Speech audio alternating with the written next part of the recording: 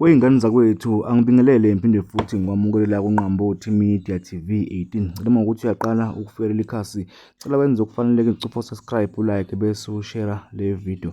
Sekuvele-ke iy'ndaba ezibuhlungu okanye iy'ndaba engezinhle ey'nkundleni zokuxhumana, nokuyizindaba-ke ey'vezwe umprofethi odumile walaphana eZimbabwe.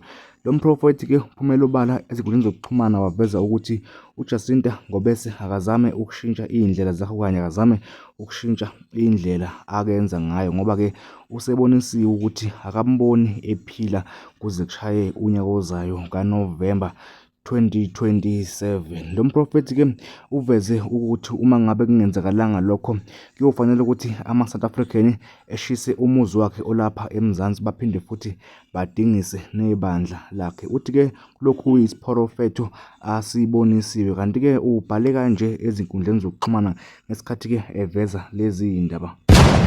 Nazi-ke iy'ndaba la ayabhale khona wey'ngane zakwethu, njengoba lapha nawe ubona enkulumeni yakhe evezile ukuthi umbono edutshulwa ngesibhamu ngey'nhlamvu ey'ntathu esemgwaqeni. Uthi-ke iy'nhlamvu ey'ntathu uyibona zingena laphana kuye esifubeni sakhe uJacinta Ngobese. Ngane zakwethu, ngale nje kokukhuluma kakhulu kube sekuhlukana imibono ezinkundleni zokuxhumana, njengoba abantu abaningi baseMzansi bathi-ke lo mprofethi udakiwe okanye bathi amanga lento ayishoyo, uzama ukuthusa uMaNgobese, ufuna ukuthi eyeke umkhankaso wokuxosha abokufika. Uthi-ke bathi-ke abantu kungani lesibonakaliso singavezwa umuntu walapha eMzansi size sivezwe umuntu wokufika ngoba nakho engafuni ukuhamba. Ngane zakwethu, ngale nje kokukhuluma kakhulu ngicela ukuthi uyaqala ukufela ikhasi, cela wenze okufanele ucuphe subscribe, ulike bese ushare le video.